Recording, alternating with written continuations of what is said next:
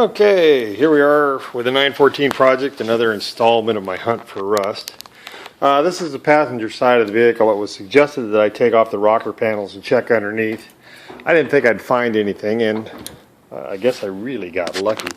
If you look down here, this is what the rocker panel looks like.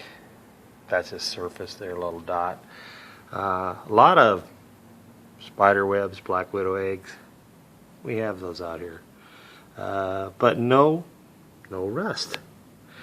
Nothing that I see that's of any concern. Inside of the rocker panels right there, you can see there was some dirt built up on it.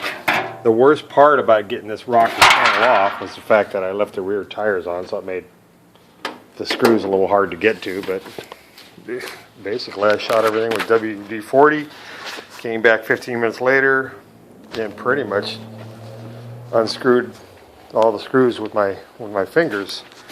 This 7mm wrench, they popped right out.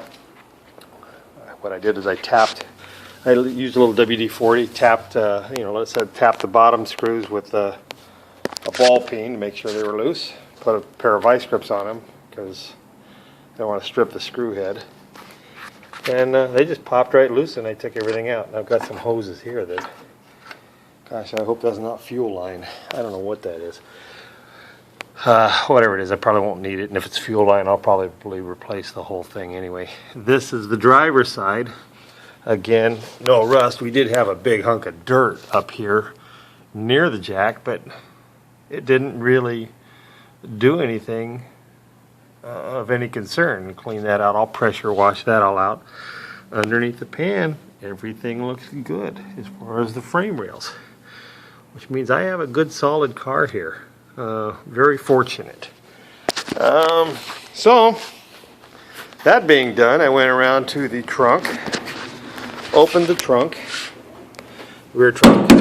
No, we don't want to do that. If I can see. Open the rear trunk, pounded on that, nothing but some surface. So it looks like that will be easy to fix. And what else? My son was up here the other day and looked at the trunk and the linings and said, gosh, Dad, what's that? I said, well, that's the spare tire cover that was inside the truck. And he goes, man, that carpet looks familiar. And I said, well, it should. I don't know if you can see by my shop here, but I'm a speaker reconer. That's kind of like my hobby business now that I'm in retirement. But I build cabinets and I build speakers, and I said, well, it's a good thing, that's the carpet that they use. That's factory. If you look up here, I've got an entire roll of that I cover speakers with. So it's going to be real easy to line the inside of these trunks with some spray glue and carpet. So another place where I lucked out. Well, that's it for today. I've got some more cleanup and stuff to do on this. Then I think I might take this thing outside and power wash some of it and see what else we can see. Get some more of the dirt off and some of the loose weather stripping.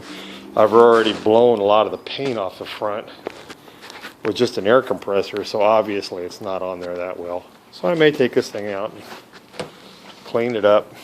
I think I'll spend a little time with the wheels wire brushing and cleaning out the surface rust and putting some inhibitor on it and prime it and maybe a little bit of undercoating. We can paint that trunk and call that good. That's it for now.